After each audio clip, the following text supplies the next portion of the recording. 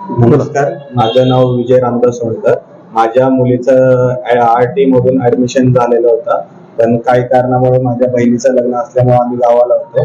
पण आम्हाला बोलले, माझ्या मित्राला मी इन्क्वायरी करायला सांगितलेली त्याची, पण मित्र बोलला 2 दिवसात तुम्ही ऍडमिशन नाही घेतलं तर तुमचं ऍडमिशन कॅन्सल होईल.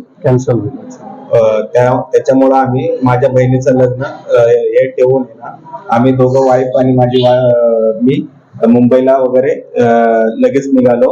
आणि इथे बोलले, मी ते पण बोललो त्यांना, हे पैसे थोडे नंतर भरले तर चालतील का? बोलते नाही, कॅश मध्ये तुम्हाला भरायला लागेल, ऑनलाईन नाही भरताना. मी त्यांना बोललो, ऑनलाईन का नाही भरता येणार तुम्हाला? तर बोलले नाही आमच्या तर कॅशनेस आहे वगैरे सगळे. म्हणजे या शाळेमध्ये कॅशनेस ट्रान्झॅक्शन असं त्यांचं म्हणणं आहे. हा, म्हणजे बुक्स म्हणजे ऍक्च्युअली काय माहितीये का, बुक्स पण आम्हाला कॅशनेस दिले, बुक सुद्धा कॅश नाही, ऍडमिशन सुद्धा कॅश नाही, ऍक्टिव्हिटी फी पण कॅश नाही, सगळं कॅश नाही, ऑनलाईन काहीच नाही आहे. ऑनलाईन काहीच नाही. बरं, तुम्हाला ज्यांच्याशी तुमचं इंटरॅक्शन झालं त्यांचे नाव वगैरे तुम्हाला काय माहिती आहे? त्यांचं नाव आहे नीता मॅडम.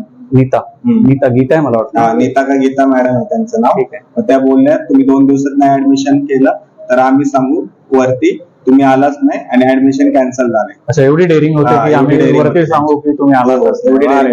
आणि मी बोललो, माझ्या मुलीला ऍक्टिव्हिटीची काहीच गरज नाही, कारण ऑलरेडी ती ऍक्टिव्ह आहे. बरोबर. स्केटिंग वगैरे आता ह्या वयात तर स्केटिंग वगैरे फ्रॅक्चर वगैरे झाला पाहिजे स्केटिंग खेळताना. उद्या शिक्षणाचं नुकसान तिचं जबाबदारी ते अभ्यास वगैरे ते काय बोलतात माहिती का, त्यांच्या शाळेचा नियम पण आहे, अभ्यास वगैरे सुट्ट्या बिट्ट्या झाल्या ना ते आपल्याच अभ्यास पूर्ण हे करून घ्यायचा आहे. उद्या तिचा पाय फ्रॅक्चर वगैरे स्केटिंग करताना झाला तर त्याच्या अभ्यासाचं आपलंच नुकसान होतं. त्यांनी सांगितलं का जर का असं ऍक्सिडेंट झालं तर जबाबदारी आम्ही घेऊ म्हणून? नाही ते असं काय बोलले नाही, घेणार पण नाही ते. नाही घेणार. पुत्रांची आगिरी सेना.